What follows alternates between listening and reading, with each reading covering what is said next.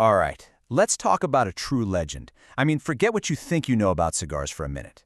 Today, we're diving deep into a masterpiece, something that was born from a challenge that seemed, well, basically impossible, to create a cigar that was even better than what the world already considered the best.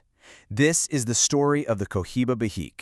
You know, experts don't just say it's good, they talk about it with this certain kind of reverence. Kirby Allison calls it unparalleled, and that's a powerful word, right? It's not just another cigar. It's the gold standard. It's the yardstick that every other luxury cigar on the planet is measured against. So what's all the hype about? What really makes the Baha'i, well, the Baha'i?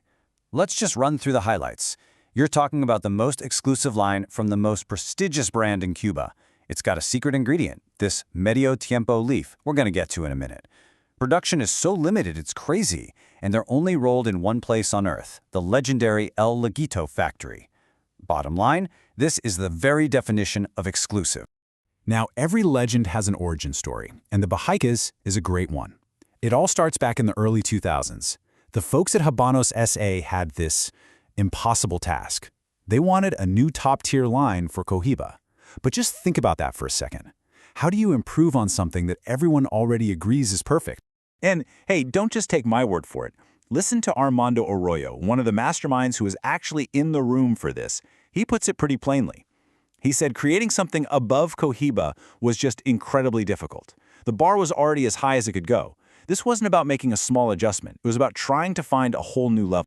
And this wasn't some overnight success story, not even close. You can see on this timeline just how long and careful this whole process was.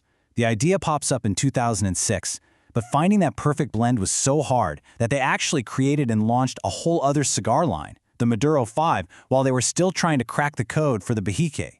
It took them years, all the way until 2009, before they finally had that eureka moment. And this, right here, is where the story gets really, really good. This is the heart of the legend. Because the key that unlocked everything for the Baha'i, it wasn't some fancy new technology. It was the rediscovery of something ancient, a secret that had been hiding in plain sight for centuries. So the big question is, how did they do it?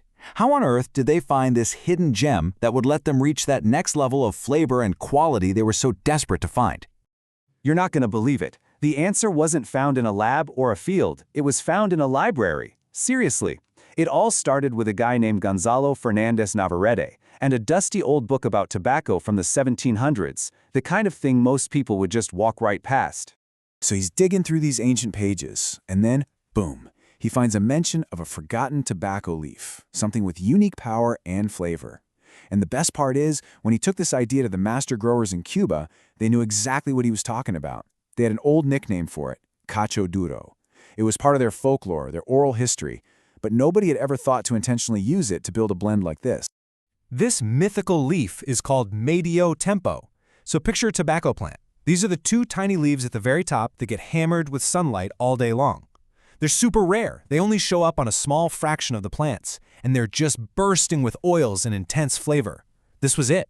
This was the secret sauce, the X factor they had been searching for all that time. So, finding the medio tempo leaf was the big breakthrough, but that was just step one. Now the real work began. How do you take this incredible, rare ingredient and forge it into a cigar that's actually worthy of the Cohiba name? Get ready for this number, 4,000. That's it. That's how many of the original Behike cigars were made for that first 40th anniversary release. 4,000 for the entire world. And if you think that's incredible, wait till you hear this. Every single one of those 4,000 cigars was rolled by the hands of one woman, the master of masters, Norma Fernandez. I mean, just think about that. That single fact tells you everything you need to know about the insane level of artistry and pure dedication that went into this from day one. So when the Behike finally launched for real in 2010, they did something really smart. They released it in 3 different sizes, or vitolas. This meant there was a Behike experience for any occasion. If you only had about 45 minutes, you could grab the BHK 52. If you wanted to settle in for a 2-hour epic, the BHK 56 was waiting for you. And the innovation wasn't just in the tobacco. The packaging itself was a total revolution. That beautiful, shiny piano black box, the band with those high-tech security holograms, it was a statement. It was designed so that you could see it across a room and know exactly what it was. It just screamed luxury. The reaction from the cigar world was, Well, it was seismic. The biggest names in the business were absolutely blown away. And get this, it was named Cigar of the Year in the very same year it was launched.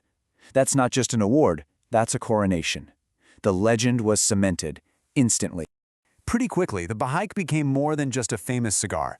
It turned into a cultural icon, a true symbol of luxury that people outside the cigar world recognized. Its legacy is all about an almost unbelievable commitment to craft. Okay, I'm going to hit you with one more number. 486. Just let that sink in for a second. 486. What on earth could that number possibly mean when it comes to a single cigar? That is the number of distinct steps and processes the tobacco goes through before it even arrives at the factory to be rolled.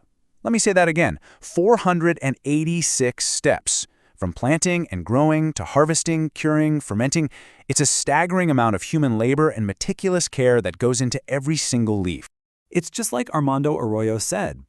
Cohiba is in a different league, and lots of people try to copy it, but it's just impossible. It's inimitable. It's not just a product, it's a phenomenon. It is the absolute peak of the cigar-making art form. But in the end, the magic of the Behike goes beyond all the technical stuff. For true aficionados like Issa Rasti, it's a much more personal experience. He famously said it's the only cigar that speaks to me. And that's it right there. It's a connection. It's like having a conversation with centuries of Cuban history and craftsmanship.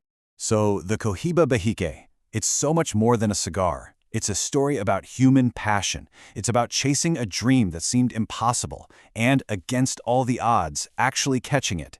It is the living, smoking proof that if you have enough dedication, enough history, and enough artistry, perfection isn't just a dream. It's something you can actually hold in your hand.